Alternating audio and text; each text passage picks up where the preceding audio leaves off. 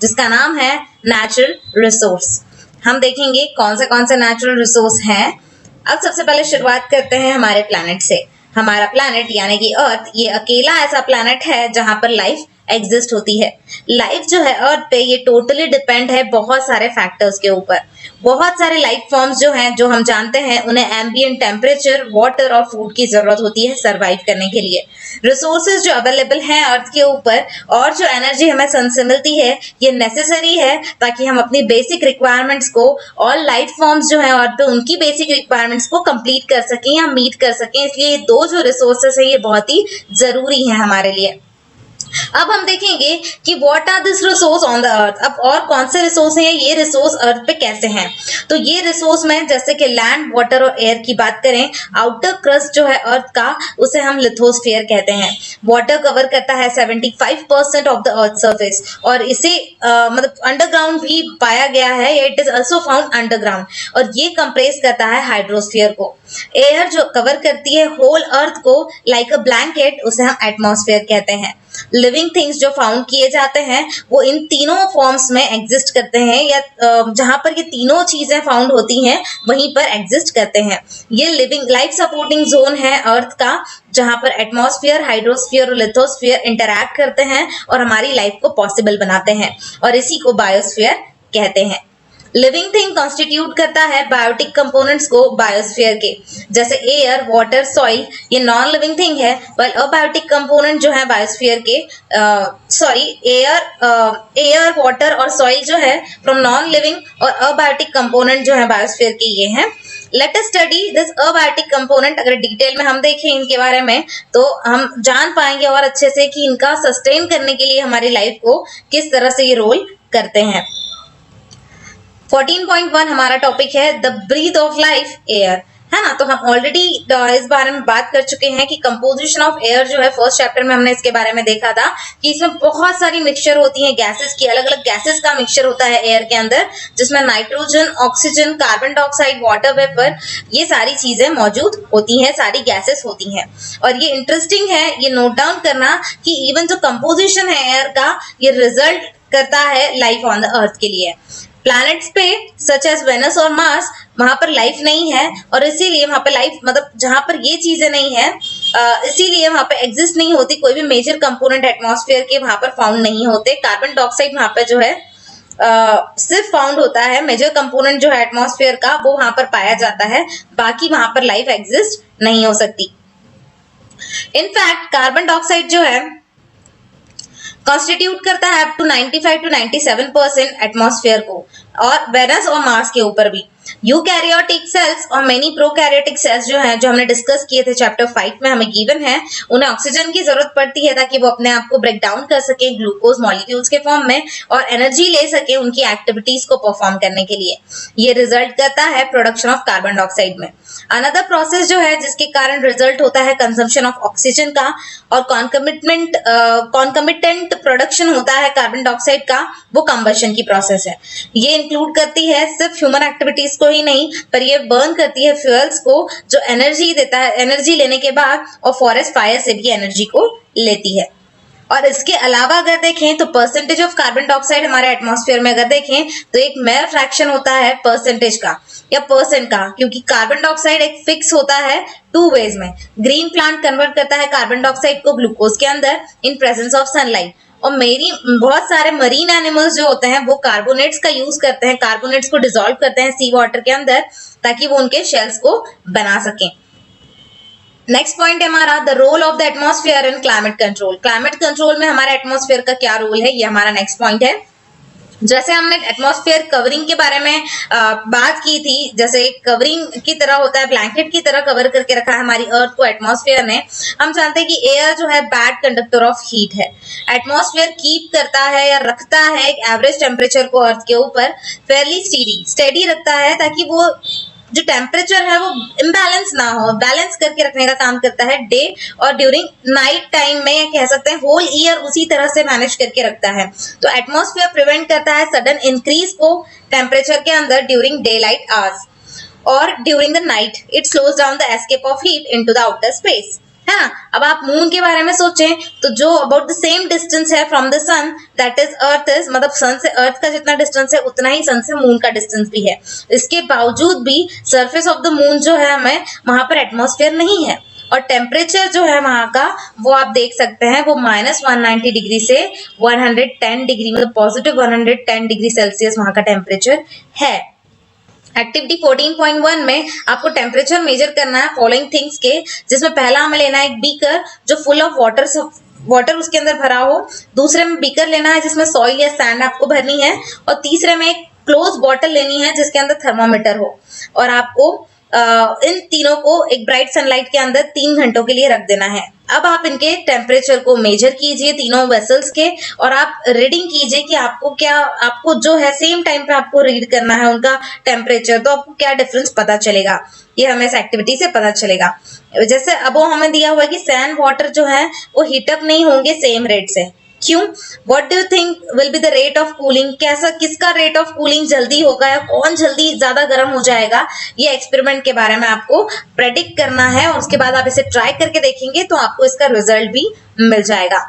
Movement of the air winds के through होती है, तो जैसे हम जानते हैं या फील्ड हमें रिलीफ फील्ड होता है जब कूल इवनिंग ब्रीज जो है हमारे हॉट डे में हमें मिलती है, गर्मी के दिनों में ठंडी हवा अगर हमको मिलती है तो हमें बहुत अच्छा फील होता है। कभी कभी हम बहुत लकी इनफ होते हैं कि हमें रेन भी मिल जाती है कुछ समय में या कुछ दिनों में जब बहुत ही ज्यादा गर्मी होती है या गर्म वेदर होता है तब। और ये क्या होता है, किसके कारण कॉज होती है मूवमेंट ऑफ एयर की, और क्या डिसाइड करता है कि वेदर ये मूवमेंट जो है in the form of gentle breeze है, या एक स्ट्रॉन्ग विंड के फॉर्म में है, या टेरिबल स्टॉर्म के फॉर्म में है। और ये जो है ये रेन को कैसे बुलाते हैं, किसके कारण रेन होती है, ये चीजें कैसे परफॉर्म होती है, तो ये सारे फिनोमेना जो हैं ये रिजल्ट करते हैं चेंज के लिए, या इनके कारण चेंज होता है एटमॉस्फेयर के अंदर due to heating of air. Air जो है वो हीट हो जाती है बहुत ज्यादा, जिसके कारण फॉर्मेशन होता है वाटर वेपर का, और वाटर वेपर जो है फॉर्म होते हैं due to heating of water bodies, है ना। जितनी ज्यादा वाटर बॉडीज हीट होंगी, वाटर बॉडीज मतलब रिवर, लेक, पॉन्ड, ये जितने ज्यादा गर्म होंगे उतना वाटर वेपर ज्यादा बनेगा। और ये एक्टिविटीज जो है लिविंग ऑर्गेनिजम्स की वजह से भी होती हैं, है ना। एटमॉस्फेयर जो है हीट किया जाता है below by the radiation that is reflected back and re radiated by the land और वाटर बॉडीज। और जब वो हीट हो जाते हैं तो कन्वेक्शन करंट जो है वो सेटअप हो जाते हैं एयर के अंदर, और in order to get some understanding of the nature of convection current हमें नीचे एक एक्टिविटी दी है, ये परफॉर्म करके देखनी होगी ताकि हम इस चीज को और अच्छे से समझ पाए। आपको एक कैंडल प्लेस करनी है बीकर के अंदर, और वाइड माउथ वाली बॉटल आपको लेनी है या बीकर लेना है जैसे आप कह सकते हैं, एंड लाइट उसे आपको मतलब जला के रखनी है, और एक इंसेंस स्टिक जो होती है मतलब अगरबत्ती जिसे हम कहते हैं वो आपको वहां पर रखनी है, उसके माउथ पर, उस बॉटल के माउथ पर रखनी है। अब आपको देखना है कि विच वे डज द स्मोक फ्लो, तो इसका स्मोक जो है वो किस वे में फ्लो करेगा, है ना। वो इंसेंस स्टिक का जो फ्लो है मतलब स्मोक है वो किस दिशा में फ्लो करेगा, अगर आप उस एज के पास रखते हैं, माउथ के पास रखते हैं तो कौन से वे में वो स्मोक फ्लो करेगा अगर इंसेंस स्टिक को आप थोड़ा सा ऊपर रखते हैं कैंडल के। और आपको एक और चीज देखनी है कि कौन से वे में स्मोक फ्लो करेगा जब इंसेंस स्टिक को आप अनदर रीजन में रखेंगे या बाहर की तरफ रख दें, उस बीकर के आसपास ना रखें तो यहाँ पर हमें एयर करंट जो है वो कॉज हुआ है अनइवन हीटिंग ऑफ एयर के कारण। पैटर्न्स रिवील होते हैं, स्मोक शो करता है हमें डायरेक्शंस को जिसमें हॉट और कोल्ड एयर मूव कर रही है। सिमिलर मैनर में जब एयर हीट की जाती है रेडिएशंस के through from the heated land या वाटर तो ये राइज होने लगती है। But since land gets heated, पर जब लैंड पूरी तरह से हीटेड हो जाती है, बहुत फास्टर हीट होती है as compare to water, air जो होता है लैंड के ऊपर का वो भी हीट होने लगता है बहुत ही फास्टर, एंड देन वो एयर जो है वो ओवर द वाटर बॉडीज के कंपैरिजन में जो एयर हमारे लैंड पे है वो जल्दी गर्म हो जाता है। और इसीलिए अगर हम देखें सिचुएशन कोस्टल रीजन्स में डे के समय में तो एयर जो है लैंड सरफेस के अबो जल्दी हीटेड आपको होने दिखेगी, मतलब स्टार्ट राइजिंग होना शुरू हो जाएगी, बहुत जल्दी गर्म होकर वाटर वेपर के फॉर्म में कन्वर्ट होना शुरू हो जाएगी। और ये एयर जैसे ही राइज होती है तो रीजन जो होता है लो प्रेशर का वो क्रिएट हो जाता है, और एयर जो सी के अबो है, एयर जो सी के ऊपर मूव कर रही है या उस एरिया में मूव कर रही है लो प्रेशर के, उस तरफ मूव करने लगती है, मतलब एरिया ऑफ लो प्रेशर की तरफ मूव करने लगती है। मूवमेंट ऑफ एयर जो है from one region to another ये क्रिएट करती है विंड्स को, और during the day direction of wind जो होता है वो सी टू लैंड की तरफ होता है। नाइट के समय में देखें तो बोथ लैंड और सी की बात करें तो दोनों कूल होना स्टार्ट हो जाते हैं, लेकिन वाटर जो है वो कूल डाउन होता है बहुत slow as compare to land. तो एयर जो होती है वाटर के अबव की वो भी वार्मर होती है एज कम्पेयर टू लैंड के अबव वाली एयर से। और ये अबव डिस्कशन से हमें ये कुछ चीजें इसमें पता चली हैं, जैसे कि अपीयरेंस ऑफ एरिया जो लो और हाई प्रेशर का होता है कोस्टल एरियाज में, वो नाइट में कैसा होता है, नाइट में क्या होता है, और डायरेक्शन किस डायरेक्शन में एयर जो है वो फ्लो करेगी नाइट में कोस्टल एरियाज में, ये चीजें आपको अबव डिस्कशन से पता चलेंगी। सिमिलरली जो सारी मूवमेंट्स होती हैं एयर की वो रिजल्ट करती हैं डाइवर्स एटमॉस्फेरिक फेनोमेना को, और ये कॉज करती है अनइवन हीटिंग को एटमॉस्फेयर में different region of the earth पे। पर वेरियस अदर फैक्टर्स जो हैं जो इन्फ्लुएंस करते हैं इन विंड्स को, जैसे rotation of the earth and presence of mountain ranges in the paths of the wind are a couple of these factors। यहाँ पे दिए हुए हैं कि रोटेशन हमारी अर्थ की जो है वो भी एक इफेक्ट करती है इस पे, और दूसरा माउंटेन रेंजेस जो है हमारे रास्ते पे आ रही हैं, विंड के रास्ते पे जो आ रही हैं, वो भी कुछ फैक्टर्स है जो इसको अफेक्ट करते हैं। हम इन फैक्टर्स को अगर डिटेल में देखेंगे, इस चैप्टर में हमें इन फैक्टर्स को है देखने को मतलब इस चैप्टर में हम देखेंगे नहीं इसके डिटेल्स को, पर आप अगर इसके बारे में सोचें तो प्रेजेंस ऑफ हिमालयन चेंज जो है, मतलब वहां पे हिमालय चेंजेस जो है फ्लो ऑफ विंड का वो ब्लो करता है from Allahabad toward the north direction. अब हम रेन की बात करें तो जैसे हम पीछे की तरफ वापस पीछे जाएं तो कुछ क्वेश्चंस हमारे माइंड में हैं कि क्लाउड जो है वो किस तरह से फॉर्म होते हैं और रेन किस तरह से होती है। तो आप कैसे इस चीज को करने की शुरुआत करेंगे, सिंपल एक्सपेरिमेंट के थ्रू अगर हम समझें या डेमोन्स्ट्रेशन के थ्रू समझें तो कुछ फैक्टर्स है जो इन्फ्लुएंस करते हैं हमारे क्लाइमेटिक चेंज को। एक्टिविटी यहाँ पे दी हुई है, इसमें हमें एक एम्प्टी बॉटल लेना है, sort of which bottle water is sold है, ऐसे जिसके अंदर हम कहते हैं पानी बिकता है वैसी बॉटल आपको लेनी है, उसमें 5 से 10 ml ऑफ वाटर आपको उसमें रखना है और उस बॉटल को आपको टाइटली क्लोज कर देना है। अब उसे शेक कीजिए और उसे थोड़ी देर के लिए सन के अंदर रख दीजिए, 10 मिनट्स के लिए रख दीजिए, और इसके कारण आप देखेंगे कि एयर जो है बॉटल के अंदर की वो सैचुरेट होने लगेगी इन the form of water vapour. अब आपको लाइट इंसेंस स्टिक लेनी है, मतलब जली हुई अगरबत्ती लेनी है, ओपन करना है कैप उस बॉटल के और उसे कुछ समय के लिए उसका स्मोक जो है आपको स्टिक का स्मोक जो है उसे उस बॉटल के अंदर डाल देना है। क्विकली क्लोज करना है, उसके बाद थोड़ी देर बाद निकाल के उसे फटाफट क्लोज कर देना है एक बार और आपको ये याद रखना है कि कैप जो है आपका एकदम टाइट होना चाहिए, बिल्कुल टाइटली फिटेड होना चाहिए। अब आप उस बॉटल को प्रेस कीजिए हार्ड आपके दोनों हाथों से, एकदम जोर से आपको दबाना है, उसे पूरा क्रश कर देना है जितना ज्यादा हो सके, कुछ समय के लिए आपको रुकना है, फिर रिलीज कर देना है उस बॉटल को, अगेन प्रेस करना है आपको। तो कितना आप कर सकेंगे, कितना हार्ड आप उसको प्रेस करेंगे, क्या उसमें आपको चेंजेस दिखेंगे, ये आपको इस एक्सपेरिमेंट से पता चलेगा। अब वो एक्सपेरिमेंट हमें रेप्लिकेट करती है कि बहुत ही स्मॉल स्केल जो होता है, मतलब on a very small scale हमें बताती है कि जब एयर जो है एक high content of water vapour उसके अंदर जाता है from region of high pressure to region of low pressure और वाइस वर्सा, तो ये चीज होती है, मतलब हाई प्रेशर से हमेशा लो प्रेशर की तरफ क्या होता है, एयर जो है वो मूव करती है, प्रेशर जो है वो मूव करता है। जब वाटर बॉडीज हीटेड हो जाती हैं डे के टाइम पे तो large amount of water evaporate हो जाता है और एयर के अंदर चले जाता है।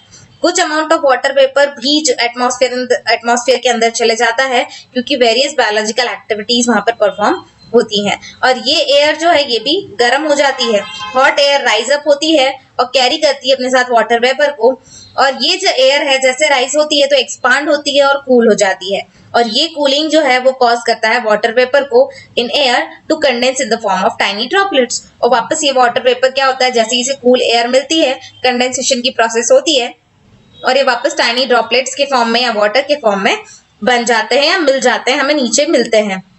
ये कंडेंसेशन ऑफ वाटर जो है ये फैसिलिटेट करता है कुछ पार्टिकल्स को, ये एक्ट करते हैं as a nucleus of this drops to form around, है आसपास में जो न्यूक्लियस के फॉर्म में वो बन जाते हैं, जैसे हम कह सकते हैं। नॉर्मली डस्ट और अदर सस्पेंडेड पार्टिकल्स जो होते हैं एयर में वो परफॉर्म करते हैं इस फंक्शन को।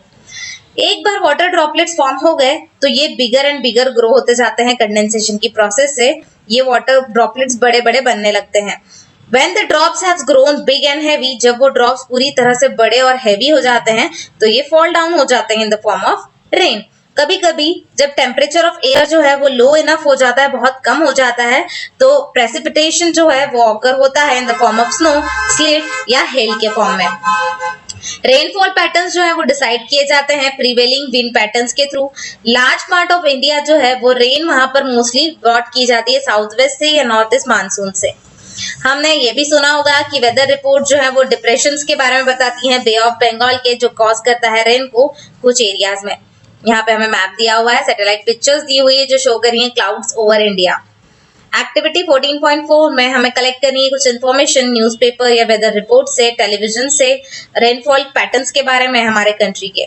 हमें और एक चीज फाइंड करनी है कि कंस्ट्रक्ट करना है हमें रेन गेज को। एक आध रेन गेज आपको बनाना है। जो प्रिकॉशंस है वो नेसेसरी होते हैं ताकि आप रिलायबल डाटा ले सके रेन गेज के बारे में या इस रेन गेज से। अब आपको नीचे के आंसर्स जो क्वेश्चंस है उनके आंसर्स आपको मिलेंगे कि किस मंथ में आपको ये आंसर्स भी देना है कि किस मंथ में आपकी सिटी या टाउन या विलेज में मैक्सिमम रेनफॉल होता है, किस मंथ में आपके स्टेट यूनियन टेरिटरी में मैक्सिमम रेनफॉल होता है, और क्या रेन ऑलवेज अकम्पेन करती है थंडर और लाइटनिंग के थ्रू ही या नहीं। अगर नहीं तो कौन से सीजन में आप बहुत ही थंडर या लाइटनिंग आपको महसूस होती है या रेन के साथ में महसूस होता है, देखने को मिलता है। एक्टिविटी 14.5 में आपको बहुत सारी चीजें इंफॉर्मेशन निकालनी है मानसून या साइक्लोन्स के बारे में लाइब्रेरी के थ्रू, और फाइंड आउट करना है रेनफॉल पैटर्न को भी कोई अदर कंट्री के, और क्या मानसून रिस्पॉन्सिबल होता है रेन के लिए हमारे वर्ल्ड में, ये भी हमें देखना है। नेक्स्ट है हमारा एयर पोल्यूशन। हम हमेशा सुनते हैं इस बारे में कि इंक्रीजिंग लेवल ऑफ ऑक्साइड्स, अगर नाइट्रोजन के ऑक्साइड्स या सल्फर के ऑक्साइड्स आ जाते हैं, इस न्यूज के बारे में हमें बहुत बार सुनने को मिलता है। पीपल ऑफन जो है वो बीमार होते हैं। ये फैक्ट्स है कि क्वालिटी ऑफ एयर जो है वो डाउन होते जा रही है। चाइल्डहुड से हम सुनते आ रहे हैं, मतलब शुरुआत में जैसे था अब काफी चेंज हो गया है, इस तरह से हमें सुनने में आता है। तो ये क्वालिटी ऑफ एयर अफेक्ट हो गई है, और कि किस तरह से ये चेंजेस क्वालिटी में आने लगे हैं, अफेक्ट हमें देखने को मिलते हैं, या अदर लाइफ फॉर्म्स को कैसे पता चलता है, ये चीजें हमारे सामने आती हैं। फोसाइल फ्यूल की बात करें जैसे कोल या पेट्रोलियम, इनके अंदर स्मॉल अमाउंट ऑफ नाइट्रोजन और सल्फर प्रेजेंट होता है।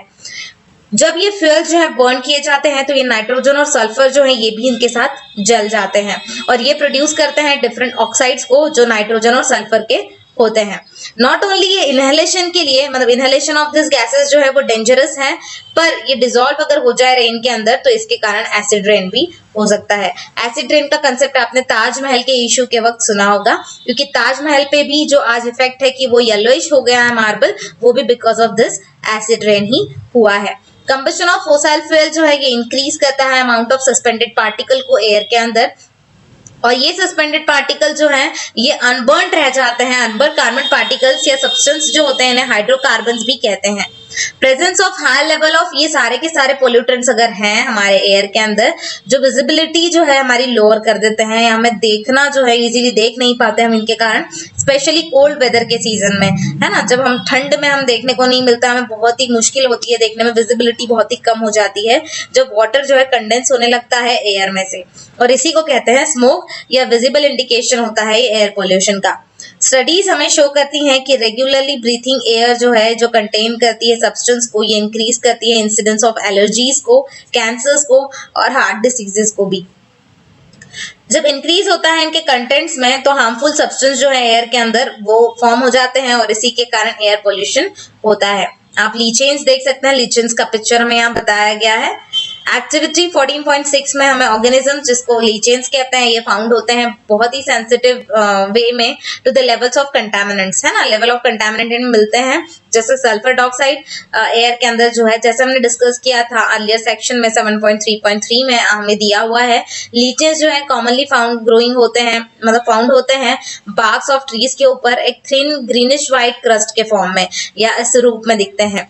अगर आपके आसपास कोई ऐसा पेड़ है, ट्रीज है, ग्रोइंग ट्रीज है, तो उस पर आप ये देख सकते हैं। कंपेयर कीजिए लीचेंस को ट्रीज के ऊपर, बिजी रोड के ऊपर, या फिर ट्रीज कुछ डिस्टेंस पे है आपके वहां पर, और ये जो आपके रोड के आसपास की ट्रीज है वहां से कंपेयर कीजिए। इंसिडेंस ऑफ लीचेंस जो है on the side of facing road जो है वहां पर आप कीजिए, और जो रोड से दूर है वहां के भी, तो आपको क्या डिफरेंस पता चलेगा ये आपको देखने पे पता चलेगा। क्या कह सकते हैं आप लेवल्स ऑफ पोल्यूटिंग सब्सटेंस के बारे में रोड्स और अवे फ्रॉम द रोड के बेसिस पे आपके फाइंडिंग से आपको फाइंड आउट करना है। वाटर एक वंडरफुल लिक्विड है, तो वाटर ऑक्यूपाइड करता है एक बहुत ही लार्ज एरिया हमारे अर्थ के सरफेस का, और ये फाउंड होता है अंडरग्राउंड। वाटर हमें अंडरग्राउंड भी फाउंड होता है। कुछ अमाउंट ऑफ वाटर एग्जिस्ट होता है in the form of water vapour atmosphere के अंदर। बहुत सारा वाटर जो है अर्थ सरफेस पे ये फाउंड होता है सीज में या ओशन में, और ये सलाइन के फॉर्म में है या सॉल्टी वाटर है जिसे हम कह सकते हैं। फ्रेश वाटर फाउंड होता है frozen in the form of ice caps, हम कह सकते हैं, जो 2 पोल्स पे हमें मिलता है, और in the form of snow जो कवर्ड किया गया है माउंटेन्स के ऊपर। अंडरग्राउंड वाटर और वाटर रिवर, लेक या पॉन्ड में जो है ये फ्रेश वाटर होता है, और इसीलिए अवेलेबिलिटी ऑफ फ्रेश वाटर जो है वेरी करती है प्लेस टू प्लेस। प्रैक्टिकली हर समर में बहुत सारी प्लेसेस ऐसी होती हैं जहां पर शॉर्टेज उन्हें फेस करना पड़ता है वाटर के लिए। रूरल एरियाज में जहां पर वाटर सप्लाई सिस्टम जो है वो इंस्टॉल नहीं की गई है, वहां पे पीपल जो है उन्हें स्पेंड करना पड़ता है considerable amount of time in fetching water from far away sources. दूर दूर तक जाकर उन्हें पानी लेकर आना पड़ता है। एक्टिविटी में हमें दिया है कि बहुत सारे म्युनिसिपल कॉर्पोरेशंस जो है वो ट्राई कर रहे हैं वाटर हार्वेस्टिंग टेक्निक्स को, ताकि वो इम्प्रूव कर सकें अवेलेबिलिटी ऑफ वाटर को। तो आपको फाइंड आउट करना है कि कौन सी ये टेक्निक्स है या किस तरह से ये टेक्निक्स है यूज की जाती हैं, ताकि हम वाटर के लेवल को इंक्रीज कर सकें या अवेलेबल कर सकें। पर एक बात और है कि Y water is so necessary, water इतना जरूरी क्यों है, और क्यों सारे ऑर्गेनिजम्स को वाटर की जरूरत होती है। सारे सेल्यूलर प्रोसेस जो है वो टेक्स प्लेस होते हैं वाटर मीडियम के थ्रू। सारे रिएक्शंस जो है वो टेक्स प्लेस होते हैं हमारी बॉडी के अंदर, हमारे सेल्स के अंदर, और ये बिटवीन द सब्सटेंस होते हैं जो डिसॉल्व किए जाते हैं वाटर के अंदर। सब्सटेंसेस ट्रांसपोर्ट होते हैं from one part two another part of the body, ये भी डिसॉल्व फॉर्म में होते हैं, और डिसॉल्व ये तभी होंगे जब वाटर प्रेजेंट होगा। इसलिए ऑर्गेनिजम्स को अपने आप को मेंटेन करने के लिए हमारी लेवल ऑफ वाटर को मेंटेन करना बहुत ही जरूरी होता है, उनकी अलाइव रहने के लिए, उनकी फंक्शनलिटीज को, एक्टिविटीज को परफॉर्म करने के लिए। टेरेस्ट्रियल लाइफ फॉर्म जो है उन्हें फ्रेश वाटर की जरूरत पड़ती है, बिकॉज उनकी बॉडीज जो है वो टॉलरेट नहीं कर सकती high amount of dissolve salt, जो सलाइन वाटर होता है उसको कह सकते हैं कि टॉलरेट नहीं कर सकती है इसलिए। और इसीलिए वाटर सोर्सेज जो है ये इजीली एक्सेसिबल नहीं है। इसकी जरूरत है हमें कि हम इजीली एक्सेस कर सकें उस चीज को। एनिमल्स और प्लांट्स के लिए बहुत ही जरूरी है ताकि वो सरवाइव कर सके इस लैंड पर। एक्टिविटी 14.8 में एक स्मॉल एरिया आपको सेलेक्ट करना है नियर अ वाटर बॉडी, जिसमें रिवर या स्ट्रीम या लेक या पॉन्ड के आसपास, और आपको काउंट करना है नंबर ऑफ डिफरेंट एनिमल्स या प्लांट्स उस एरिया में। आपको चेक करना है number of individual each type या स्पेसिस के। कंपेयर करना है इसको number of individual both animal और प्लांट को जो उस एरिया में आपको मिल रहे हैं, आप पाए जाते हैं उस पर्टिकुलर एरिया में, सेम साइज इन ड्राई और रॉकी रीजन में। क्या वैरायटी ऑफ प्लांट और एनिमल लाइफ जो होगी वहां पे सेम आपको देखने को मिलेगी, ये आपको इस एक्टिविटी में करना है। एक और एक्टिविटी है जिसमें आपको सिलेक्ट करना है और मार्क करना है एक स्मॉल एरिया को, एक सम अनयूज्ड लैंड को नियर योर स्कूल। और जैसे कि अबो एक्टिविटी में दिया था, आपको नंबर ऑफ डिफरेंट एनिमल और प्लांट को काउंट करना है उस पर्टिकुलर एरिया में, और नंबर ऑफ इंडिविजुअल स्पेसीज जो है हर एक की वो भी आपको वहां पर लिखनी है। Remember to do this the same place. आपको एक चीज याद रखनी कि सेम प्लेस पे परफॉर्म करना है ट्वाइस इन अ ईयर, एक साल में 2 बार, ड्यूरिंग समर और ड्राई सीजन, और once after is rain. Rainy season के बाद एकदम कीजिए या ड्राई समर में, ऐसे 2 टाइम में आपको ये करना है, तो आपको इसका डिफरेंस पता चलेगा। After compelling the result of the above 2 activities, दोनों का रिजल्ट जब कंपेल करेंगे तो आपको देखना है कि क्या रिलेशनशिप आपको देखने को मिल रही है अमाउंट ऑफ अवेलेबल वाटर में, नंबर ऑफ और वैरायटी ऑफ प्लांट्स और एनिमल्स में जो लीव करते हैं उस पर्टिकुलर एरिया में। अगर रिलेशनशिप कुछ न कुछ है वहां पर, तो आपको क्या लगता है कि क्या greater variety abundance of life जो है उस पर्टिकुलर रीजन में वो रिसीव करती है 5 centimetre of rainfall in a year, और a region that receive 200 centimetre of rainfall in a year. कौन से एरिया में सबसे ज्यादा लाइफ या अबंडेंस लाइफ आपको देखने को मिलेगी, या आपको इससे पता चल जाएगा। मैप शो करता है रेनफॉल पैटर्न्स को। एटलस के अंदर प्रेडिक्ट कर सकते हो कौन सा स्टेट इंडिया में है जहां पर मैक्सिमम बायोडाइवर्सिटी है या जहां पर लीस्ट डाइवर्सिटी है, आप देख के पता कर सकते हैं। क्या आप सोच सकते हैं कि आप किस तरह से चेक कर सकते हैं वेदर को, या प्रेडिक्शन जो है आपका करेक्ट है या नहीं। अवेलेबिलिटी ऑफ वाटर जो है वो मतलब वाटर डिसाइड करती है, ना कि सिर्फ number of individual of each species को जो एबल है सरवाइव करने के लिए उस पर्टिकुलर एरिया में, पर ये डिसाइड ये भी करती है कि डाइवर्सिटी ऑफ लाइफ भी वहां पर कितनी है या कितनी होनी चाहिए। Of course availability of water जो है ये ओनली फैक्टर नहीं है जो डिसाइड करता है सस्टेनेबिलिटी ऑफ लाइफ को उस पर्टिकुलर रीजन के। अदर फैक्टर्स भी हैं, जैसे टेम्परेचर है, नेचर ऑफ सॉइल है, ये भी मैटर करता है। पर वाटर जो है ये बहुत ही मेजर या वाइटल कंपोनेंट या रिसोर्स है जो डिटरमाइन करता है लाइफ को लैंड के ऊपर। वाटर पोल्यूशन की बात करें तो वाटर डिसॉल्व करता है फर्टिलाइजर और पेस्टिसाइड्स को जो हम यूज करते हैं हमारे फार्म्स में। कुछ परसेंटेज ऑफ सब्सटेंस जो है वो वॉश हो जाते हैं वाटर बॉडीज के अंदर। सीवेज जो है हमारे टाउन्स या सिटीज से निकला हुआ या वेस्ट जो है फैक्ट्रीज से निकला हुआ ये डंप किया जाता है रिवर्स और लेक के अंदर। स्पेसिफिक इंडस्ट्रीज जो है वो यूज करती हैं वाटर को for cooling in various operation, है ना। बहुत सारे ऑपरेशंस में उनके प्रोडक्ट्स जो है उन्हें कूल करने के लिए वाटर का यूज किया जाता है और लेटर वो रिटर्न कर देती हैं उस हॉट वाटर को वाटर बॉडीज के अंदर, क्योंकि वो जो कोल्ड वाटर उन्होंने यूज किया था उससे उस प्रोडक्ट को उन्होंने हॉट प्रोडक्ट को ठंडा बना दिया। तो जैसे ही वो हॉट के कॉन्टेक्ट में आएगा तो वो कोल्ड वाटर हॉट बन जाएगा एंड देन वो हॉट वाटर को वाटर बॉडीज में उन्होंने ट्रांसफर कर देती हैं। अनदर मैनर जो है जिसमें टेम्परेचर ऑफ वाटर जो रिवर का होता है ये अफेक्ट होता है, जिसमें वाटर रिलीज किया जाता है जो डैम्स के अंदर। Water inside the deep reservoir जो होते हैं वो कोल्डर होते हैं as compare to water at the surface. ये तो हम जानते हैं क्योंकि सबसे ऊपर जो पानी, अगर आपके यहाँ पानी की टंकी है तो उसमें ऊपर का जो पानी होता है वो बहुत गर्म हो जाता है क्योंकि वो डायरेक्टली कॉन्टेक्ट में आता है सन के हीट से। लेकिन जो नीचे की तरफ पानी है, डीपर में जो पानी है वो कोल्ड होता है। और ये सारे के सारे इफेक्ट जो है लाइफ फॉर्म को इफेक्ट करते हैं जो इन वाटर बॉडीज के अंदर होता है वेरियस वेज से। जैसे वाटर बॉडीज के अंदर हमें बहुत सारी चीजें मिलती है, प्लांट्स हैं, फिशेस हैं, बहुत सारी चीजें होती हैं, उनके ऊपर इफेक्ट होता है। ये एनकरेज करता है growth of some life forms को और हार्म करता है अदर लाइफ फॉर्म्स को। ये अफेक्ट करता है बैलेंस को बिटवीन वेरियस ऑर्गेनिज्म जो एस्टैब्लिश किए गए हैं इस सिस्टम के अंदर। हमें कुछ टर्म्स को यूज करना चाहिए वाटर पोल्यूशन के लिए to cover the following effects. Addition of undesirable substance जो है वाटर बॉडीज के अंदर ये होने लगे हैं और ये सब्सटेंस जो है कुड बी द फर्टिलाइजर या पेस्टिसाइड हो सकते हैं जो फार्मिंग में यूज किए हैं, या फिर पॉइजनस सब्सटेंस होंगे जैसे मर्क्यूरी सॉल्ट जो है जो यूज किए जाते हैं पेपर इंडस्ट्रीज में। और ये जो है डिसीज कॉजिंग ऑर्गेनिजम्स होते हैं। लाइक इसके अंदर मतलब आपको ये भी फॉर्म मिलेगा, डिसीज कॉजिंग ऑर्गेनिजम्स भी देखने को मिलेंगे जैसे बैक्टीरिया जो कॉलरा कॉज करता है। रिमूवल ऑफ डिजायरेबल सब्सटेंस जो है वाटर बॉडीज से ये बहुत जरूरी है। डिसॉल्व ऑक्सीजन जो है वो यूज किया जाता है एनिमल्स और प्लांट्स के थ्रू, मतलब प्लांट्स और एनिमल्स यूज करते हैं जो वाटर के अंदर रहते हैं, वो वाटर के अंदर ही जो डिसॉल्व ऑक्सीजन है उसका यूज करते हैं। कोई भी चेंज रिड्यूस कर सकता है अमाउंट को डिसॉल्व ऑक्सीजन की जो एडवर्सली इफेक्ट कर सकता है एक्वेटिक ऑर्गेनिजम्स को। अदर न्यूट्रिएंट्स जो है वो भी डिप्लीट हो सकते हैं वाटर बॉडीज से। चेंजेस जो है टेम्परेचर में वो देखने को मिलता है। एक्वेटिक ऑर्गेनिजम्स जो है वो यूज करते हैं सर्टेन रेंज ऑफ टेम्परेचर को वाटर बॉडी के अंदर जहां पर वो रहते हैं, और सडन मार्क अगर करेंगे वो चेंज इन टेम्परेचर में तो वो बहुत ही डेंजरस हो सकता है उनके लिए या उनके सर्वाइवल के लिए। वो अफेक्ट कर सकते हैं उनके ब्रीडिंग को। एग्स और लार्व जो होते हैं वेरियस एनिमल्स के वो पर्टिकुलरली ससेप्टेबल होते हैं उस पर्टिकुलर टेम्परेचर के लिए, मतलब टेम्परेचर चेंज के लिए। अगर थोड़ा भी टेम्परेचर में चेंज आता है तो वो वहां पर सर्वाइव नहीं कर सकते, इजीली उनकी डेथ हो सकती है। इसलिए ये सारी चीजों को हमें याद रखना है कि वाटर पोल्यूशन किसी भी हालत में हम ना करें, या कोई भी जो सोर्सेस हैं जिससे ये चीजें हो रही है हमें इस चीज को रोकना चाहिए। Mineral reaches in the soil. अब हम देखेंगे कि सॉइल के अंदर कौन से मिनरल्स होते हैं या सॉइल किस मिनरल्स से रिच होती है। तो सॉइल जो है एक इंपॉर्टेंट रिसोर्स होता है जो डिसाइड करता है डाइवर्सिटी को हमारी लाइफ के उस पर्टिकुलर एरिया में।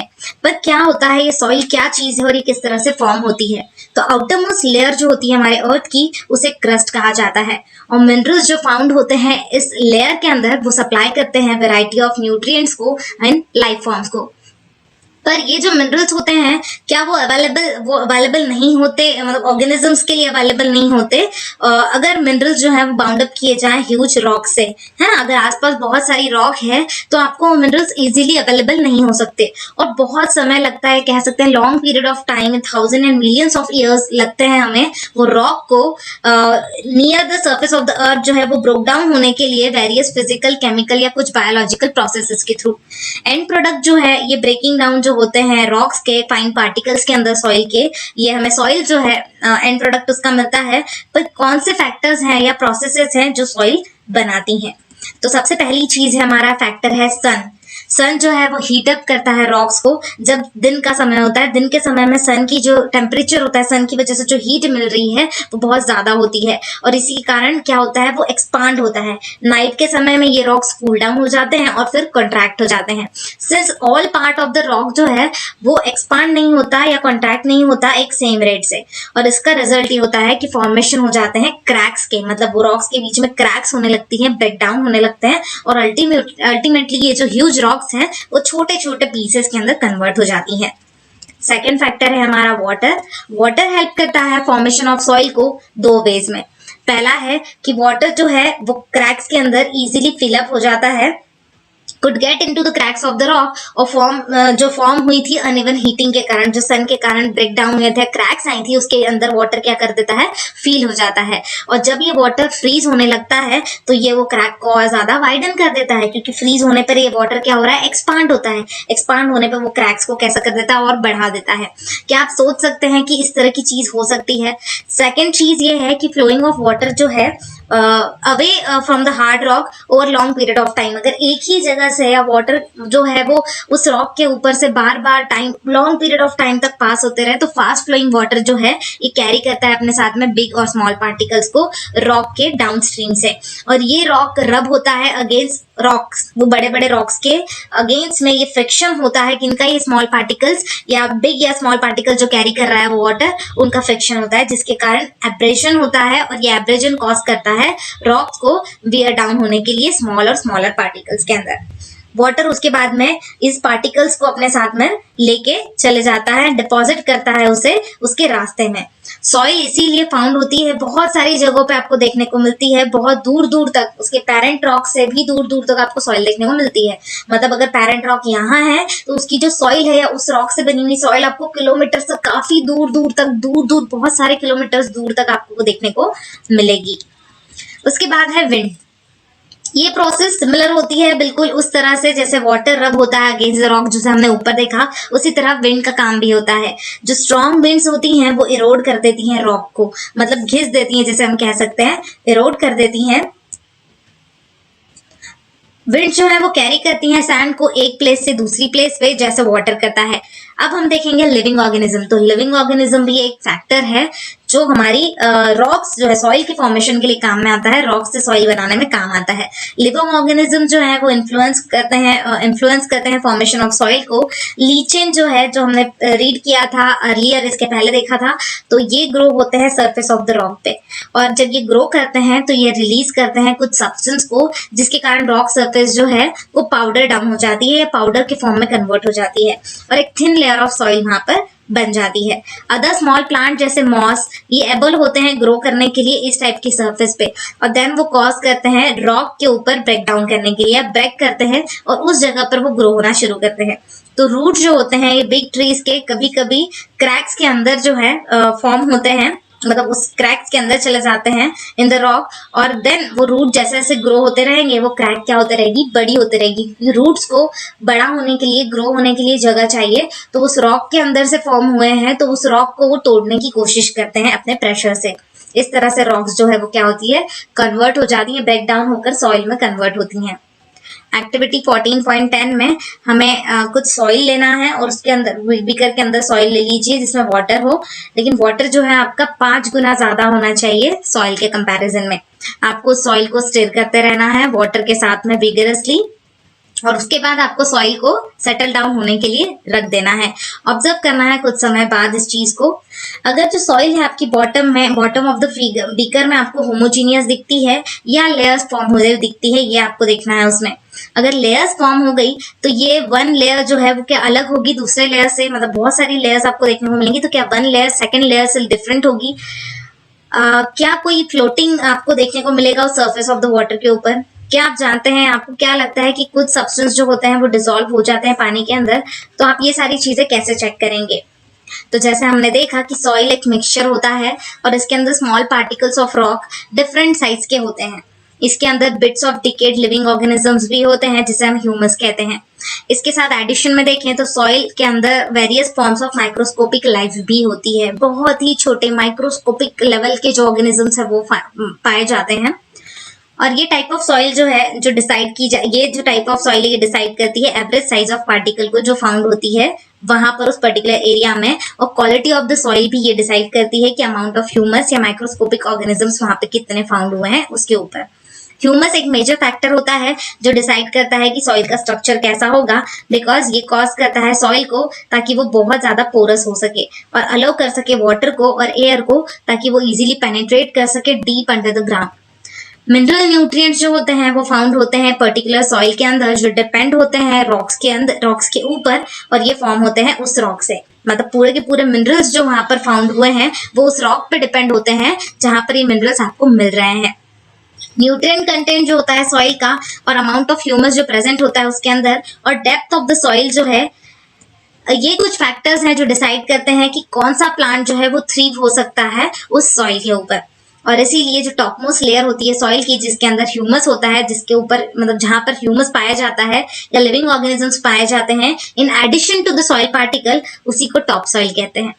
क्वालिटी ऑफ टॉप सॉइल जो है बहुत ही इंपॉर्टेंट फैक्टर है जो डिसाइड करता है बायोडाइवर्सिटी को उस पर्टिकुलर एरिया में। मॉडर्न फार्मिंग प्रैक्टिसेस जो है जिसमें इन्वॉल्व होता है use of large amount of fertilisers और पेस्टिसाइड्स, ये मॉडर्न फार्मिंग प्रैक्टिसेस हैं और यूज अगर आप इन सब्सटेंस का करेंगे बहुत लॉन्ग पीरियड ऑफ टाइम के लिए तो ये डिस्ट्रॉय कर सकता है आपके सॉइल के स्ट्रक्चर को by killing the soil micro organisms. वो सॉइल के अंदर जो माइक्रो ऑर्गेनिजम्स हैं उन्हें मारने का काम करता है, जो रिसाइकल करने का काम करते हैं न्यूट्रिएंट्स को सॉइल में। अगर वही मर गए तो हमारा जो न्यूट्रिएंट्स रिसाइकल हो रहा है सॉइल के अंदर वो नहीं हो पाएगा। इसीलिए फर्टिलाइजर और पेस्टिसाइड्स को लॉन्ग टर्म के लिए अगर आप यूज करते हैं तो ये हमारे सॉइल के लिए बहुत ही खराब चीज है या गलत है। ये किल करते हैं अर्थवॉर्म को भी जो एक इंस्ट्रूमेंटल है रिच ह्यूमस रिच सॉइल बनाने के लिए। फर्टाइल सॉइल जो है वो क्विकली टर्न हो जाती है बैरन के अंदर अगर सस्टेनेबल प्रैक्टिसेस जो है वहां पर फॉलोड नहीं की गई।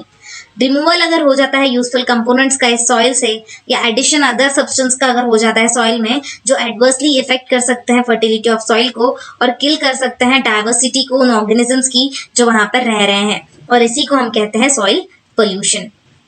सॉइल जो हम देखते हैं यहाँ में देखने को मिलती है एक प्लेस पे, वो क्रिएट की गई थी बहुत लॉन्ग पीरियड ऑफ टाइम पहले। जैसे कि हमने अभी देखा कि एक रॉक से अगर सॉइल बनानी है या सॉइल बनती है तो क्या वो यूं बन जाती है? नहीं, उसके लिए बहुत ज्यादा वक्त लगता है। तो यहाँ पर जो हम सॉइल आज देख रहे हैं इसको क्रिएट होने में बहुत समय लगा है। और कुछ फैक्टर्स जो हैं, however some of the factors जो हैं जो क्रिएट करते हैं सॉइल को एक फर्स्ट प्लेस पे और बॉट करते हैं उस सॉइल को टू दैट प्लेस में be responsible for removal of soil to, है ना। तो वही फैक्टर्स इस तरह एक तरह से उसके रिमूवल के लिए भी रिस्पॉन्सिबल होते हैं। फाइन पार्टिकल्स जो सॉइल के होते हैं वो कैरिड अवे हो जाते हैं फ्लोइंग वाटर के थ्रू या विंड के थ्रू। अगर सारे के सारे सॉइल जो है वो वॉश अवे हो जाए और रॉक्स जो है वो अंडरनीथ हो जाए, एक्सपोज अंडरनीथ आर एक्सपोज अगर हो जाए तो we have lost valuable resource. तो इतना वैल्यूएबल रिसोर्स को हम खो देंगे क्योंकि बहुत ही लिटिल हम ग्रो करते हैं, मतलब रॉक के ऊपर बहुत ही लिटिल चीजें ग्रो होती हैं। इसलिए हमें ये चीज को ध्यान रखना है कि सॉइल जो है वो वॉश अवे ना हो। एक्टिविटी 14.11 में हमें 2 आइडेंटिकल ट्रे लेनी है और उन्हें सॉइल से फिल करना है। प्लांट करना है एक ट्रे में आपको या तो मस्टर्ड अगर आपके पास ग्रीन ग्राम है तो वो, या तो पैडी आपको एक ट्रे के अंदर लगाना है, और वाटर करना है आपको दोनों ट्रे को। मतलब दूसरी ट्रे में जो सॉइल है उसे वैसे ही रहने दीजिए, पहली ट्रे में आपको सॉइल के अंदर इनमें से कोई एक प्लांट को लगाना है ना। रेगुलरली फ्यू डेज के लिए आपको उन्हें पानी देना है, और जब तक जो पहली वाली ट्रे है जिसमें आपने कोई प्लांट को लगाया है वो कवर ना कर ले पूरी तरह से प्लांट ग्रोथ को। अब आपको टिल्ट करना है उन दोनों ट्रेस को और फिक्स करना है उन्हें सेम पोजीशन पे, है ना। मतलब आपको एक चीज याद रखनी है कि दोनों ट्रे, एक में तो सिर्फ सॉइल है और एक में आपने कुछ प्लांट किया है, वो चीज दोनों ट्रे को आपको इस तरह से टिल्ट करना है कि उनका एंगल दोनों का सेम हो। पोर करना है equal amount of water gently on both the trace, दोनों ट्रे के ऊपर आपको पोर करना है और वाटर आपको इस तरह से करना है कि फ्लो आउट हो जाए ट्रे से, है ना। अब स्टडी कीजिए आप अमाउंट ऑफ सॉइल को जो कैरिड आउट हुई है उस ट्रे के अंदर, क्या अमाउंट ऑफ सेम, मतलब आपको जो अमाउंट है उन सॉइल का क्या आपको सेम देखने को मिलेगा पानी डालने के बाद भी। अब आपको पोर करना है इक्वल अमाउंट ऑफ वाटर दोनों ट्रे में, और एक ऊंचाई से आपको करना है, थोड़ा हाइट से आपको करना है।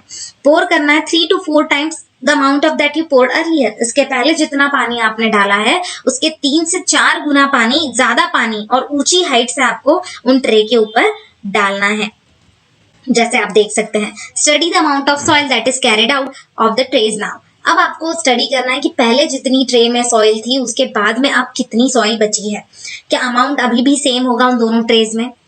उसके बाद अमाउंट ऑफ सॉइल जो कैरिड आउट हुए हैं मोर या लेस होगी या इक्वल होगी अमाउंट में वॉश आउट अर्लियर, है ना, जो आपने पहले देखी थी कितनी पहले जो लॉस्ट कर दिया आपने या वॉश आउट हो गई, उसके बाद आपने जब ऊंची हाइट से फेंका तो कितना ज्यादा उसे वॉश आउट हुई है, ये आपको चेक करना है। यहाँ पे हमें दिया है effect of flowing water on the top soil.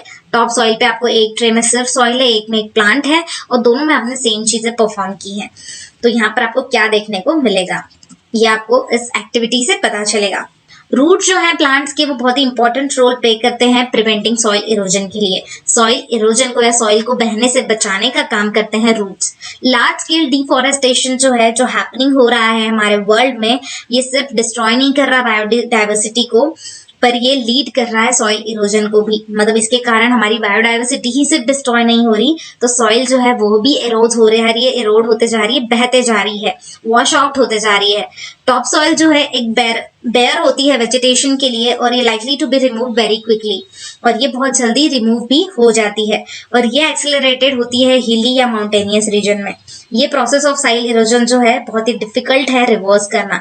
Vegetative cover जो होता है ग्राउंड के ऊपर, ये इनके पास एक रोल होता है, इनका रोल होता है to play in the percolation of water into deeper layer. Deeper layer में पर्कुलेशन बना के रखना या वाटर सप्लाई बना कर रखने का काम कौन करता है? Vegetative cover. अगर हम वेजिटेशन को ही हटा देंगे तो वाटर का पर्कुलेशन नहीं हो पाएगा डीपर लेयर्स में। अब हम देखेंगे बायोजियोकेमिकल साइकिल्स क्या होती हैं। तो कांस्टेंट इंटरैक्शन देखिए, अगर हम बायोटिक और अबायोटिक कंपोनेंट्स में बायोस्फीयर के, तो ये डायनामिक है पर स्टेबल सिस्टम है और ये इंटरैक्शन कंसिस्ट करता है ट्रांसफर ऑफ मैटर को और एनर्जी को दो डिफरेंट कंपोनेंट्स के अंदर बायोस्फीयर के। अब हम देखते हैं कुछ प्रोसेस को जिसमें इन्वॉल्व होती है मेंटेनेंस ऑफ अबव बैलेंस। जो ऊपर का बैलेंस हमने देखा था एक्टिविटी में, वो किस तरह से बैलेंस को हमको बना के रखना है, वेजिटेटिव और वाटर पर्कुलेशन की बात जो हमने की थी उसे कैसे मेंटेन करना है। पहली चीज है हमारी वाटर साइकिल। तो जैसे हम जानते हैं कि वाटर इवोपोरेट करता है वाटर बॉडीज से और सब्सिक्वेंट कंडेंसेशन के थ्रू ये वाटर वेपर जो है वापस रेन के फॉर्म में हमारी अर्थ पर आ जाते हैं। पर हम ये नहीं जानते, हम नहीं देखते कि सीज और ओशन जो है वो सूखते जा रहे हैं। So how the water returning this water bodies, तो हम इस वाटर बॉडीज में जैसे सी और ओशन है वहां पर पानी को वापस कैसे ला सकते हैं। तो ये होल प्रोसेस जो है जिसके अंदर वाटर इवोपोरेट होता है और फॉल होता है लैंड के ऊपर in the form of rain और later flow back into the sea via river, इसको ही वाटर साइकिल कहते हैं, है ना। होल प्रोसेस में वाटर इवोपोरेट होता है, वहां जाके क्लाउड फॉर्म होते हैं, क्लाउड फिर फॉल होते हैं इन द फॉर्म ऑफ रेन और वो रेन का वाटर बाद में वापस से क्या होता है सी या ओशन में जाकर मिल जाता है। तो ये चीज क्या हो रही है, एक साइकिल की तरह चल रही है ये प्रोसेस, और ये साइकिल से स्ट्रेट फॉरवर्ड नहीं होती और ये बहुत ही इतनी स्ट्रेट फॉरवर्ड नहीं है या not as straight forward and simple as statement seems to imply. लेकिन जैसे मैंने आपको बताया कि इस तरह से ये चलता है, तो जितना इजी हमें पढ़ने में ये लग रहा है उतनी इजी ये साइकिल नहीं होती। सारा का सारा वाटर जो है, all of the water that falls on the land, जो लैंड के ऊपर आ रहा है in the form of rain, does not immediately flow back into the sea. मतलब वो जैसे ही पानी, मतलब रेन के फॉर्म में लैंड पे अगर पानी आया है तो डायरेक्टली सी के अंदर ट्रांसफर पूरा का पूरा पानी नहीं होता। कुछ इसमें से वाटर जो है वो सिप डाउन हो जाता है, मतलब जो धरती है या हमारी जमीन है वो सोख लेती है और सॉइल जो है वो सोख लेती है, और बाकी का जो पार्ट होता है अंडरग्राउंड रिजर्वायर्स या फ्रेश वाटर जो है, जैसे मैंने बोला कि वो ले लेते हैं, सोख लेते हैं, वो कर लेते हैं। और सम ऑफ दिस अंडरग्राउंड वाटर जो है वो फाइंड करते हैं अपना वे सरफेस थ्रू स्प्रिंग के थ्रू अपने जगह को वो बना लेते हैं अंदर के अंदर, और we bring it to the surface of our use through wells और ट्यूबवेल्स। और बाकी कुछ पानी होता है जिसे हम वेल्स या ट्यूबवेल्स में अपने इसके अंदर ले लेते हैं, या जो अंडरग्राउंड में जाकर इनडायरेक्टली हमारे वेल्स या ट्यूबवेल्स में आ जाता है। वाटर यूज किया जाता है टेरेस्ट्रियल एनिमल्स के थ्रू भी या प्लांट्स के थ्रू भी बहुत सारे लाइफ प्रोसेस को परफॉर्म करने के लिए। ये हमें 14.5 में वाटर साइकिल दी हुई है जिसमें ग्राउंड वाटर दिया हुआ है सबसे नीचे, जिसमें से ये पानी क्या हो रहा है, ग्राउंड वाटर से सपोज सरफेस वाटर पे आया, ये वाटर बॉडीज के अंदर आया है, वहां से वो क्या हो रहा है, इवोपोरेट हो रहा है। इवोपोरेट होकर ऊपर जाकर क्या बन रहा है, क्लाउड बन रहा है। क्लाउड बनने के बाद में फिर हम देखें तो रेन के फॉर्म में वो वापस नीचे आ रहा है, ये हमें दिखाया गया है। उसके बाद में रेन और स्नो जो है वो भी इनडायरेक्टली कभी ना कभी इवोपोरेट होकर ऊपर क्लाउड बन जाते हैं। उसके बाद सन की रेज के कारण क्या हो रहा है, सन की रेज भी इन प्लांट्स के ऊपर पड़ती है जिसके कारण ट्रांसपायरेशन की प्रोसेस होती है, जिसमें प्लांट्स के अंदर या ट्रीज के अंदर जो पानी होता है वो ट्रांसपायरेशन की प्रोसेस में फिर कहाँ होता है, इवोपरेट हो जाता है। फिर ये इवोपरेशन जो है वो क्लाउड्स फॉर्म करता है। एनिमल्स में रेस्पिरेशन के थ्रू भी ये इवोपरेशन की प्रोसेस होती है। इस तरह से फिर क्लाउड फॉर्म होते हैं। क्लाउड फॉर्म फिर रेन के फॉर्म में सरफेस वाटर बॉडीज में आते हैं, कुछ ग्राउंड वाटर पे आते हैं, और इस तरह से ये प्रोसेस चलती है।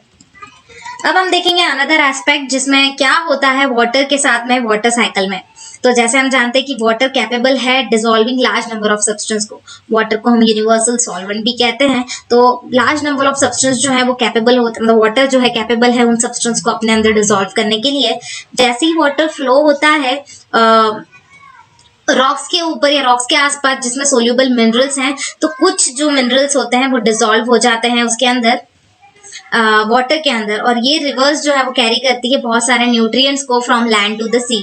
और ये जो यूज्ड है बाय मरीन ऑर्गेनिज्म, ये यूज किए जाते हैं मिनरल्स को। अब हम देखेंगे नाइट्रोजन साइकिल क्या है। नाइट्रोजन साइकिल जो है इसमें नाइट्रोजन जो गैस है ये 78% ऑफ आवर एटमॉस्फेयर में होती है। और नाइट्रोजन जो है एक also a part of many molecules. Nitrogen gas बहुत सारे मॉलिक्यूल्स से बनी है, नाइट्रोजन बहुत सारे मॉलिक्यूल से बना है जो एसेंशियल होता है हमारे लाइफ के लिए, जैसे प्रोटीन्स, न्यूक्लिक एसिड जिसे हम डीएनए या आरएनए कहते हैं, और कुछ विटामिन। नाइट्रोजन फाउंड होता है अदर बायोलॉजिकल इंपॉर्टेंट कंपाउंड्स के अंदर भी, जैसे अल्कलॉइड्स और यूरिया के अंदर। नाइट्रोजन इसीलिए एसेंशियल न्यूट्रिएंट माना गया है सारे लाइफ फॉर्म्स का। या लाइफ बहुत ही सिंपल हो सकती है अगर ये सारे लाइफ फॉर्म्स जो हैं वो यूज करें एटमॉस्फेरिक नाइट्रोजन को डायरेक्टली। However, other than few forms of bacteria, कुछ बैक्टीरिया के फॉर्म्स को छोड़ दो, तो लाइफ फॉर्म जो है वो not able to convert the comparatively inert nitrogen. हम लोग लाइफ फॉर्म जो है वो एबल नहीं है कि हम कन्वर्ट कर सकें कंपैरेटिवली जो इनर्ट नाइट्रोजन है, मॉलिक्यूल्स है, उनको उस फॉर्म में, जैसे नाइट्रेट या नाइट्राइड्स के फॉर्म में जो हम यूज कर सकें, या हमारे रिक्वायर्ड मॉलिक्यूल्स की हमें जरूरत है उस फॉर्म में कन्वर्ट हम नहीं कर सकते। कुछ बैक्टीरियाज ही हैं जो इस चीज को कर सकते हैं। और ये नाइट्रोजन फिक्सिंग का काम जो है, नाइट्रोजन फिक्सिंग बैक्टीरिया जो है ये फ्री लिविंग या एसोसिएट किए जाते हैं कुछ स्पेसीज के थ्रू जो डाइकोट प्लांट्स में होती है। मोस्ट कॉमनली अगर देखें तो नाइट्रोजन फिक्सिंग बैक्टीरिया फाउंड होते हैं रूट्स में लेग्यूम्स के। जनरली वो प्लांट जो पल्सेस देता है उसे लेग्यूम्स कहते हैं, और स्पेशल स्ट्रक्चर उनका होता है जिसको रूट नोड्यूल्स कहते हैं। Other than this bacteria, in bacterias के अलावा देखें तो ओनली अदर मैनर जो है जिसमें नाइट्रोजन मॉलिक्यूल कन्वर्ट होते हैं नाइट्रेट्स या नाइट्राइड्स के अंदर, वो फिजिकल प्रोसेस होती है। ड्यूरिंग लाइटनिंग हाई टेम्परेचर और प्रेशर क्रिएट किया जाता है एयर के अंदर, और वो कन्वर्ट करता है नाइट्रोजन को ऑक्साइड्स ऑफ नाइट्रोजन में, और ये ऑक्साइड डिसॉल्व होते हैं वाटर के अंदर और नाइट्रिक और नाइट्रस एसिड हमें देते हैं, और फॉल होते हैं लैंड के ऊपर along with the rain. Rain के साथ में हमारे लैंड पर फॉल होने लगते हैं, और इसीलिए यूटिलाइज किया जाता है वेरियस लाइफ फॉर्म के थ्रू इस नाइट्रोजन को या नाइट्रस ऑक्साइड, नाइट्रस एसिड को। क्या होगा अगर नाइट्रोजन जो है वंस कन्वर्ट हो गया इन the form that can be taken up and used by nitrogen containing molecules, है ना। क्या कर सकते हैं अगर एक बार फॉर्म हो जाए तो हम किस तरह से उसे यूज कर सकते हैं नाइट्रोजन कंटेनिंग मॉलिक्यूल्स बनाने के लिए।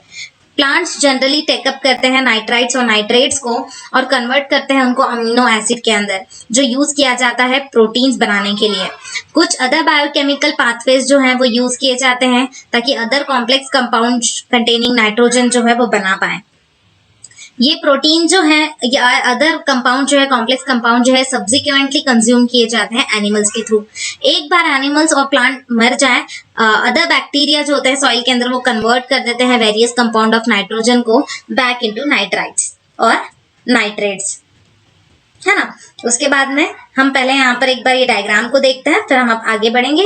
जैसे यहाँ दिया नाइट्रोजन एटमॉस्फेयर के अंदर। अब एटमॉस्फेयर में अगर नाइट्रोजन है तो या तो वो नाइट्रोजन फिक्सेशन हो जाएगा ग्रीन प्लांट्स के through for the process of protoplasm, मतलब प्रोटोप्लाज्म के थ्रू ग्रीन प्लांट्स में आ जाएगा, या तो नाइट्रिफिकेशन हो सकता है जिसमें एटमॉस्फेरिक या इंडस्ट्रियल फिक्सेशन होगा, उसके बाद वापस से नाइट्रिफिकेशन होकर वो नाइट्राइट्स में कन्वर्ट हो जाएगा। और नाइट्राइट्स के अंदर अगर नाइट्राइट्स को फिर से नाइट्रोजन में कन्वर्ट करना है तो डीनाइट्रिफिकेशन होकर वो वापस नाइट्रोजन एटमॉस्फेयर में आ जाएगा।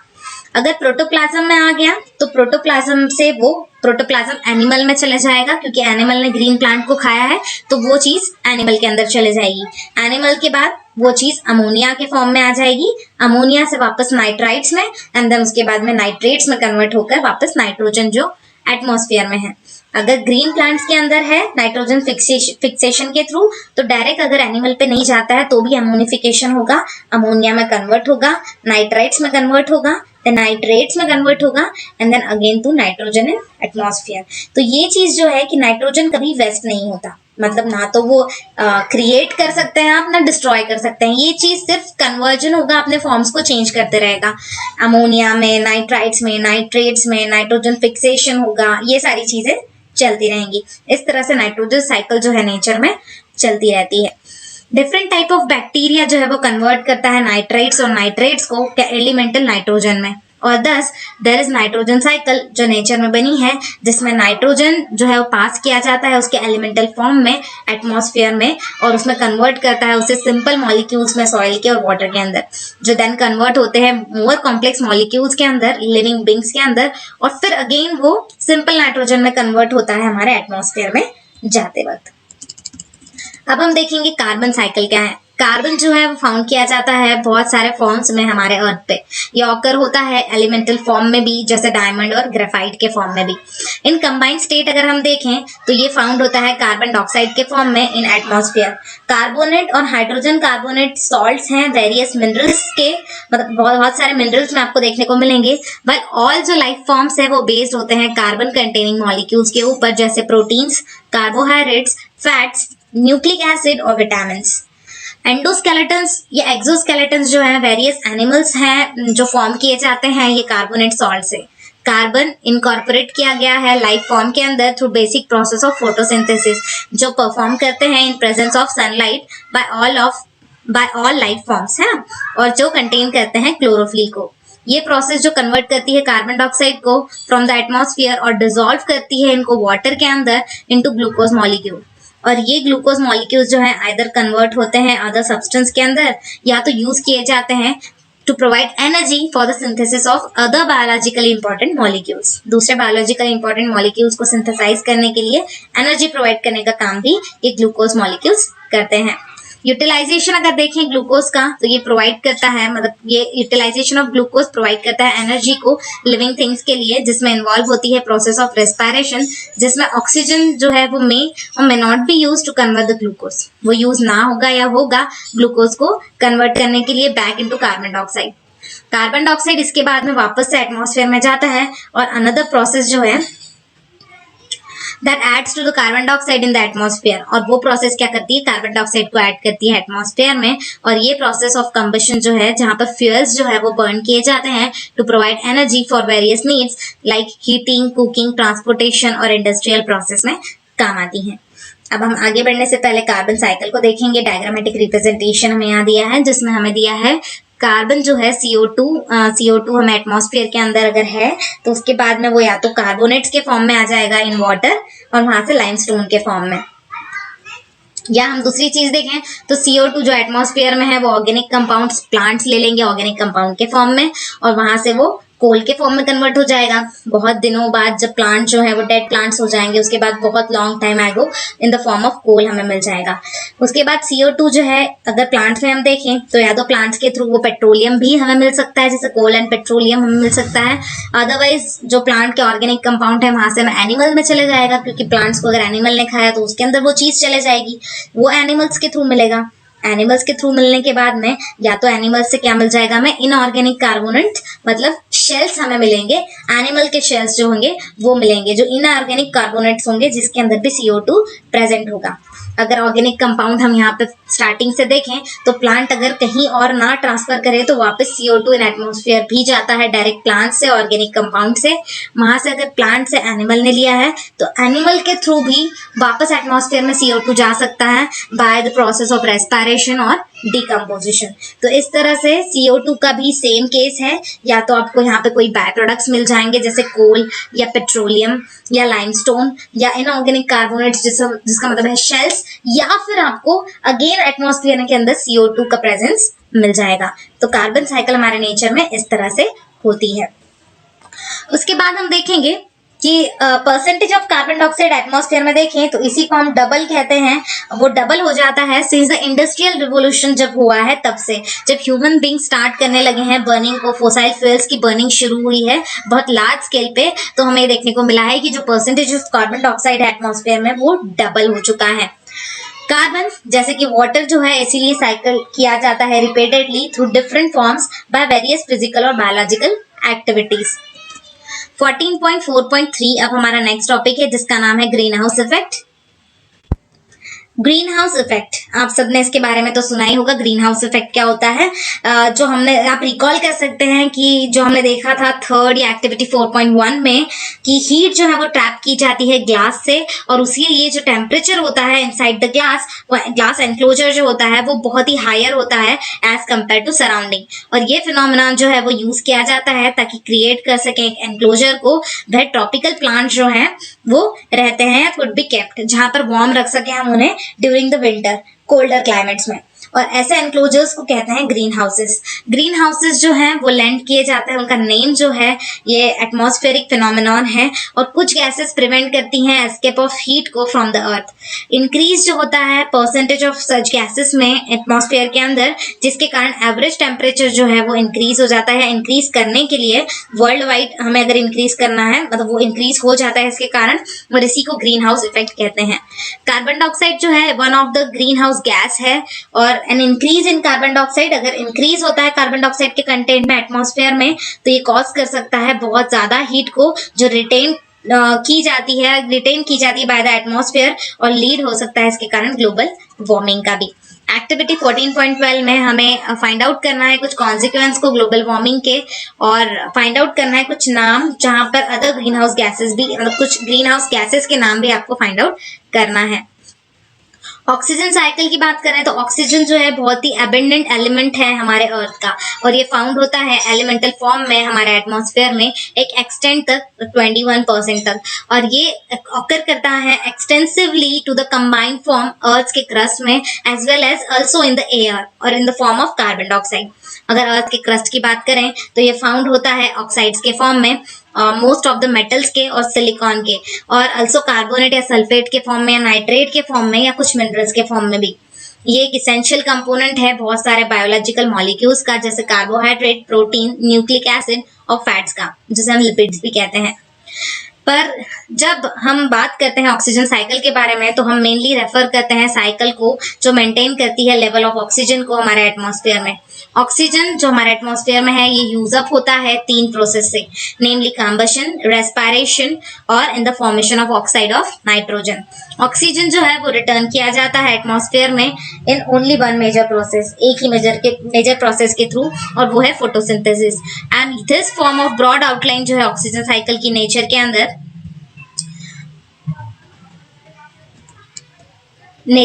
ये हमें फिगर 14.8 में दी हुई किस तरह से ये साइकिल होती है। ऑक्सीजन साइकिल में एटमॉस्फेरिक ऑक्सीजन है O2 के फॉर्म में जो रेस्पिरेशन के थ्रू आया है, उसके बाद में H2O के फॉर्म में, then photosynthesis and then again atmospheric oxygen.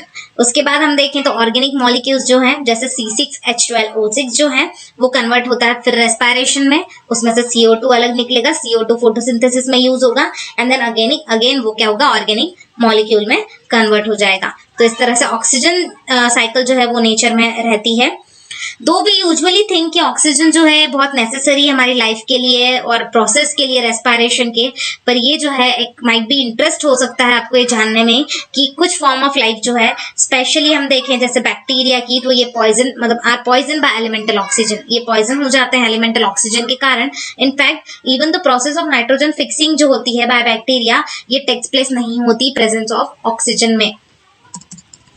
Ozone layer की बात करें तो ओजोन लेयर एलिमेंटल ऑक्सीजन जो है नॉर्मली फाउंड होता है डायटोमिक मॉलिक्यूल के फॉर्म में, और हाउएवर द अपर रीचेस जो होता है in the upper reaches of the atmosphere, सबसे ऊपर का लेयर जो होता है वहां अगर देखें तो मॉलिक्यूल जो कंटेन करते हैं 3 एटम्स ऑफ ऑक्सीजन को वो आपको वहां पर फाउंड होंगे, और ये जो है इसका फॉर्मूला ही है O3, मतलब ओजोन के लिए हम O3 को यूज करते हैं और ये इसी को हम ओजोन कहते हैं। नॉर्मल डायटोमिक मॉलिक्यूल जो है ऑक्सीजन के, ओजोन एक पॉइजनस और पॉइजनस गैस जिसे हम कह सकते हैं पॉइजनस है बहुत ही ज्यादा, और हम लकी हैं कि ये स्टेबल नहीं होता हमारे अर्थ के आसपास या अर्थ के सरफेस के आसपास, क्योंकि अगर ये अर्थ के सरफेस के आसपास होता तो ये डेफिनेटली हमें हार्म कर सकता था। पर ये परफॉर्म करता है एक इसेंशियल फंक्शन को जो हमें दिखता है या हम देख सकते हैं। ये एब्जॉर्व करता है हार्मफुल रेडिएशंस को जो सन से आ रही हैं, और ये प्रिवेंट करता है वो हार्मफुल रेडिएशंस को हमारे पास आने के लिए या अर्थ तक पहुंचने के लिए, क्योंकि अगर ये अर्थ तक पहुंच जाती है तो ये हमारे लाइफ फॉर्म्स को या बहुत सारे लिविंग ऑर्गेनिजम्स को डैमेज कर सकती है। रिसेंटली ये डिस्कवर किया गया कि ओजोन लेयर जो है वो डिप्लीट होते जा रही है, और बहुत सारे मैनमेड कंपाउंड जैसे CFCs जो है, कार्बन कंपाउंड जो है, बोथ फ्लोरीन और क्लोरीन जिसके अंदर है, वो स्टेबल हैं और ये डिग्रेड नहीं करते या not degraded by any biological process, जो फाउंड होते हैं ताकि वो परसिस्ट कर सकें एटमॉस्फेयर के अंदर। एक बार वो रीच कर जाए ओजोन लेयर तक तो वो रिएक्ट करते हैं ओजोन मॉलिक्यूल्स के साथ में, और इसका रिजल्ट ये होता है कि रिडक्शन हो जाता है ओजोन लेयर के अंदर। और रिसेंटली हम कह सकते हैं या they have discovered hole in ozone layer. हम अभी सुनने में आपको ये न्यूज आएगी या बहुत ही काफी ताजी खबर है ये कि ओजोन लेयर जो है वो डिप्लीट होते जा रही है, डैमेज होते जा रही है, क्योंकि उसमें क्या हो चुका है, होल हो चुका है अबाउट द एंटार्क्टिका। और ये बहुत ही डिफिकल्ट है इमेजिन करना कि इसके कॉन्सिक्वेंस क्या हो सकते हैं हमारे लाइफ के ऊपर, हमारे अर्थ के ऊपर, अगर ओजोन लेयर जो है वो ड्विंडल्स हो गई पूरी तरह से।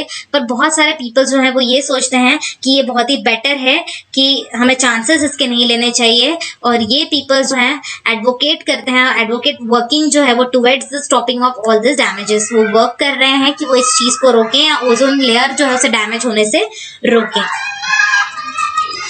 यहाँ पर हमें दिया हुआ है ओजोन का स्ट्रक्चर, जिसमें अक्टूबर 1918 में कैसी थी, उसके बाद अक्टूबर 1985 में और अक्टूबर 1990 में सैटेलाइट पिक्चर्स है जो सैटेलाइट के थ्रू ली गई हैं, जिसने होल को शो किया है। मैजेंटा कलर में जो आपको दिख रहा है वो होल है जो शो कर रहा है, hole in the ozone layer over Antarctica. Antarctica के ऊपर जो मैजेंटा कलर में आपको दिख रहा है वो हमारा होल है जो बढ़ते जा रहा है दिन ब दिन। तो इस चीज को हमें ध्यान रखना है कि ये चीज फिर से ना हो। एक्टिविटी एक और 14.3 है कि हमें फाइंड आउट करना है कुछ मॉलिक्यूल्स को जो डैमेज कर रहे हैं ओजोन लेयर को। न्यूज़पेपर रिपोर्ट्स में आपको इसके बारे में बहुत सारी चीजें मिलेंगी, बहुत सारी जानकारी मिल सकती है, आपको उसके बारे में जानकारी निकालनी है और आपको फाइंड आउट करना है कि साइज ऑफ ये हॉल जो है वो क्या चेंज होते जा रहा है और किस मैनर में साइंटिस्ट जो है इसके अफेक्ट के बारे में सोच रहे हैं कि किस तरह से ये साइड इफेक्ट या डैमेज कर सकता है हमारे अर्थ को।